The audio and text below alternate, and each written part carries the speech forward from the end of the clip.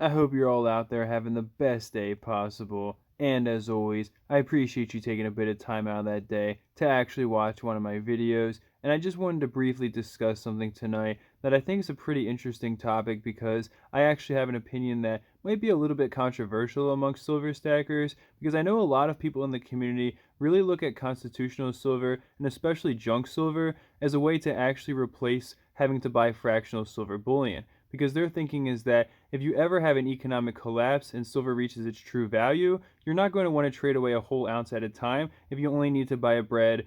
Yeah, a bread. If you only need to buy a loaf of bread or a gallon of milk, you're going to need to have fractional silver so that you can actually make smaller trades because who is going to want to give you change back? They're just going to tell you you're buying more product. You're not getting silver change back, right? So a lot of stackers are thinking that by having silver coins in your stash, you can actually then trade, let's say, a silver dime to actually make the purchase that you need to, because that contains way less than an ounce of silver. And the reason that they don't want to have to buy fractional silver bullion in order to do this, like 1/10 ounce rounds, 1 gram rounds, things of that nature, is because they generally tend to carry a premium that is way higher than what you'll actually find on whole silver bullion, or bars, rounds, and coins that are at least 1 ounce. Anything that's under an ounce is going to tend to carry a much higher premium, and the premium is just the price that you're paying on top of the value of silver itself. I will try to make a video explaining kind of why does silver even have a premium, or like why is it fair to pay a premium at times, because I know a lot of stackers say, why would you even buy silver if you can't even buy it at melt value?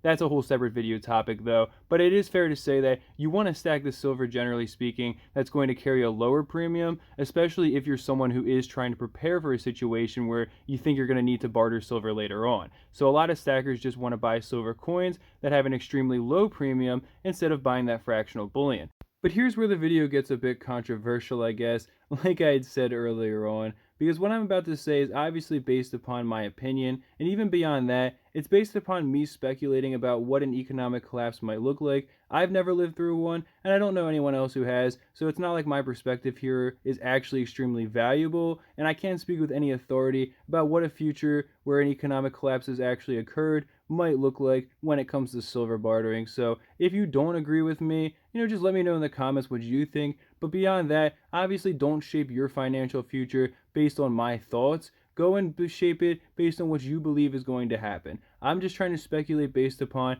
imagining if I was in this scenario, how I might actually feel. And basically what I'm trying to get at here is I don't think that buying US silver coins can be considered a perfect replacement to buying fractional silver bullion if you're worried about bartering in the future, because I don't think that silver coins are quite as, I guess, really just convenient as fractional bullion would be when it comes to trading. And I know a lot of people will say, well, in an economic collapse, having any kind of silver at all is going to put you in a much better position than everyone else. Everyone's going to want your silver, and you're going to be one of the few people that actually has it.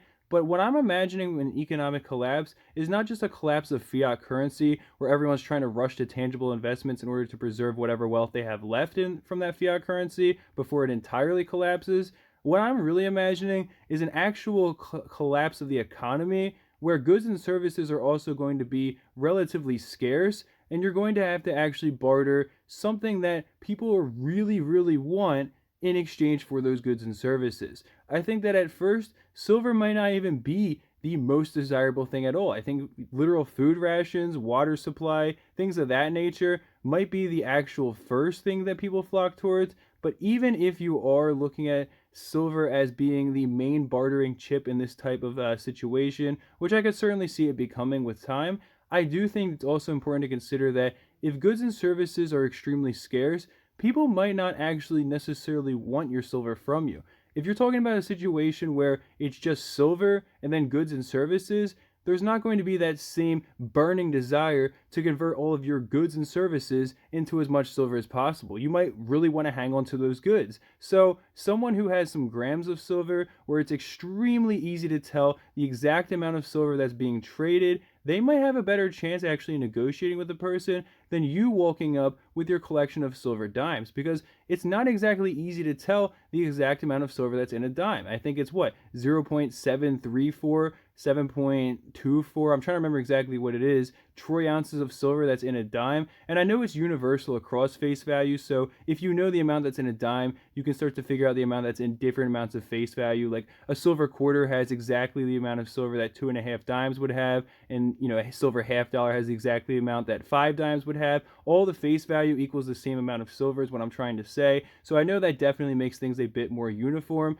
And that doesn't actually extend to silver dollars, I don't think, but with the hell aside, I do understand that that would make things a bit more uniform, right? If you could say, well, this amount of face value is worth this amount of silver, but it's just not a very easy number. We're literally rounding even when we say 0.744. Like the exact number is an extremely long decimal versus a gram of silver. You know exactly what it is. It's 1 gram of pure silver. It's not a certain amount of silver diluted into a 90% metal. And I know that you might think that sounds ridiculous. No one's going to care. And you could be perfectly right. But I think there is a very strong chance that the goods and services might become more valuable than the silver itself, or the desire to keep those goods would be more valuable than the desire to acquire silver from you. And if you don't have the proper bargaining chip, I think you might actually be in a worse off situation. But that is really just my opinion, obviously, on it. So you can feel free to completely disagree with me. And if you don't want to, like, even